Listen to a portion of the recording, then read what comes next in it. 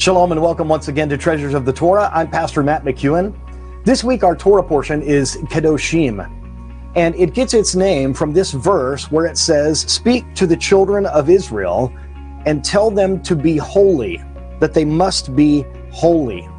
Set apart, different. And so some specific rules and guidelines are given in the Torah on how people should behave. But something comes down to us from Nachmanides that is very important, and it needs to be mentioned here.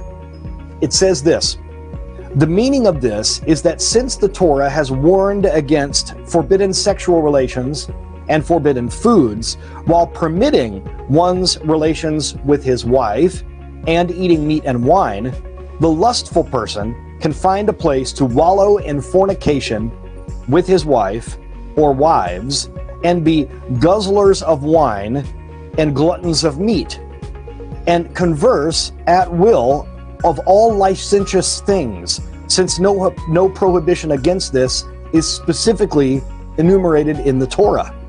He can be a hedonist with the Torah's permission. Therefore, after enumerating the things that it forbids entirely, the Torah says, be holy. In other words, constrain yourself also in that which is permitted. This is huge, and I think it's a very important idea. I went to a private high school, and in my senior year, we had a theme verse. Every senior class picked a theme verse, and ours was from 1 Corinthians chapter 10, where Paul says, everything is permissible for me, but not everything is beneficial. He says, isn't food for the stomach and the stomach for food, but what we need to do is honor the Lord in what we do.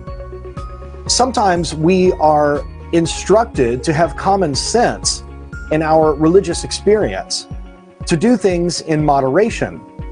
If there are things that the Torah does not specifically forbid in a certain way, or specifically permit in a certain way, we need to take it upon ourselves to follow the orders of the Torah, the instructions of the rest of Scripture, to follow godly counsel, and to follow the influence of the Spirit in our lives. Just because the Torah gives permission to eat food and to drink wine doesn't mean that we should be gluttons or drunkards. You know, it's interesting that this is exactly the accusation that was made against Yeshua by some of the religious leaders. They call him a glutton and a drunk. The Torah spells out certain things in a very specific way. And when it doesn't, we're supposed to use the guidelines that we are given and then to live our lives according to that standard. And as it says in Pirkei Avot, we are also to put a fence around the Torah. In other words, if the Torah says that this particular thing is bad, well, perhaps let's put a fence around that to make sure that we don't go all the way up to that line.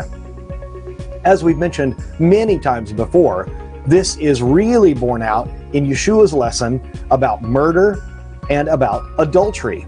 He says, if you just think it in your mind, then you've already committed the act. This is putting a fence of safety around the Torah. What about you in your life? Are you ever tempted to sort of bend the line a little bit? Are you tempted to try to see how far you can go without actually breaking a rule? This is a dangerous practice, and it's not good for us in our spiritual lives. We need to be living lives within the constraints of Torah, yes, but sometimes putting constraints on our own selves so that we don't go too far. Thank you for joining me this week for Treasures of the Torah. Once again, I'm Pastor Matt McEwen, and if you'd like to study where I study, go to shuvu.tv, SHUVU.tv, and fill out an application for our multi-year Messianic Jewish yeshiva.